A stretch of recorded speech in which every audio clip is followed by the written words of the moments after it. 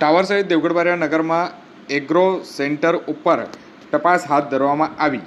આ તારીખ 6/8/2025 બુધવારના રોજ બપોર 2 કલાક સુધીમાં એગ્રો સેન્ટર ઉપર ખાતરની તપાસ હાથ ધરવામાં આવી હતી, જેમાં અત્યારે જે કહી શકાય કે સમગ્ર જિલ્લાની અંદર ખાતરની અછતને લઈને વાદવિવાદ સર્જાઈ રહ્યો છે। ખેડૂતોને લાંબી લાંબી લાઈનોમાં ઊભું રહેવું પડે છે, છતાંય તેઓ નિરાશ મોડે ઘરે ફરતા હોય છે, જેને લઈને ખાતરમાં હાલ તપાસ હાથ ધરવામાં આવી છે। નાયબ ખેતી નિયામક દ્વારા જે તપાસ હાથ ધરવામાં આવી હતી ત્યારે કેટલીક દુકાનોમાં ગેરરીતિ થતાં તેઓ દુકાનદારોને નોટિસ પણ ફટકારવામાં આવી છે।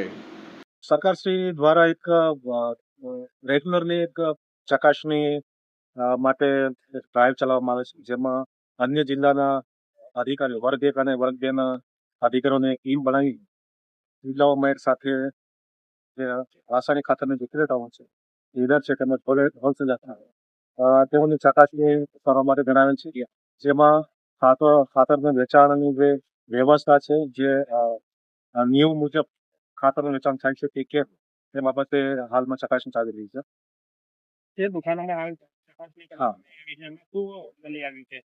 હાલમાં જે 3 દુકાન ચકાસણી કરતા એમાં ખાસ કરીને ખેડૂતો સહેલાઈથી જોઈ શકે તે રીતના સ્ટોક પત્રક અથવા તો એ રીતે જોઈ શકે તે મૂકવાનો હોય છે।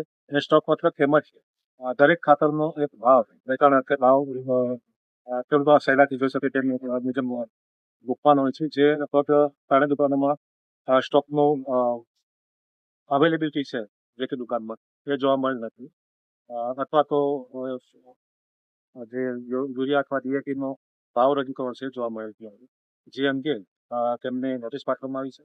આ સાથે સાથે એક દુકાનમાં બિલ બુક તેમજ રજિસ્ટર જે રેગ્યુલર નોંધાવવાનું હોય છે તે નિભાવે છે, આ માટે તેમને નોટિસ પાઠવેલ છે। જેડી ચારેલ, નાયબ ખેતી નિયામક, છોટાઉદેપુર।